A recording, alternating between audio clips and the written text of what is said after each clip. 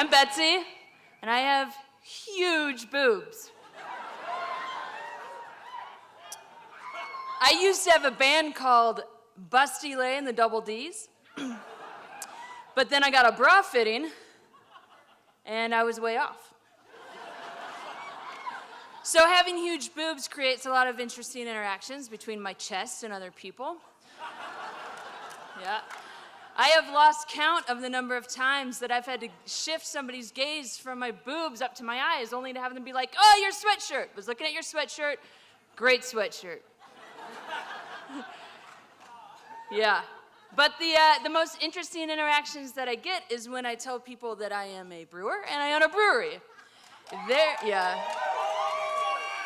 their eyes go from my face to my chest, back up to my face, and as if to say, but wait, you have boobs. And it's true. I cannot do most normal human things because I have boobs. I mean, take brewing, for example. Here's how you brew an ale. You take malted barley, you put it in water, you heat it up for at least an hour, and that heat is going to activate the enzymes in the grains, converting starches over to sugars. Now, when that's done, you're going to bring it up to a boil, right? You're going to add in your hops, and your hops are going to give you all of your lovely flavor and aroma profiles. But when you're done with that, you're going to need to cool it back down, right?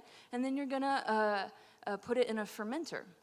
So you put it in the fermenter, and then you add the yeast. And it's the yeast is going to eat all of the starches and the sugars and convert it into alcohol. And this is the part where it's really, really, really super important that you have a penis.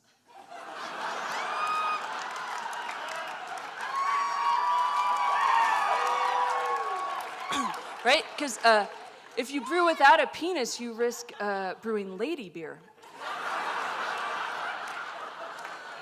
Right? So if you don't know what lady beer is, I'll give you an example.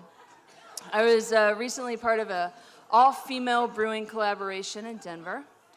And we got a little bit of attention about the project we were doing, and we had some articles written. And these are the comments given on the articles. Right? Yeah? Yeah. Right? Well, just wait. It gets better. Right? I like this one down here. Crotch beer, I mean craft beer. Right? Does it have women's spooge juice in it? Yeah. And it must be a low-cost operation considering they get their yeast for free. Yeah. Yeah. You just, can't make that shit up, right? So what happens is lady beer is when women try to brew beer, but they use their actual vaginas in the brewing process. So, ladies, when you brew, use brewer's yeast and not vaginal yeast, please. So I know what you're thinking, Betsy, those are internet trolls. People in real life don't talk like that. Well, you're wrong. The comments that I get in real life are slightly more tactful than what I see on the internet, but the sexism is still there. So I co-own an all-female philanthropic brewery. Yeah. Yeah. That is right. It's very cool. But there are some people, when they hear this, the conversation goes something along the lines of, oh, that sounds really cool. Who brews your beer, though? Oh, you brew your beer? Do you know how? Why are there all women in your brewery? Is it because you hate men? Yes. Right? Yeah. That's right. I picked that out. No, never mind. So the problem with women who brew beer is that women don't just brew beer. Women brew beer while also enduring all sorts of harassment. And at times, this harassment leads to assault. I have heard personal stories of females in the brewing industry who have to deal with everything from internet comments to groping in the tap room to rape. So while I could sit here and joke about having huge boobs and brewing beer, there's a really serious issue as to why that's a joke at all. So we need to change it. How? Well, men, stop it.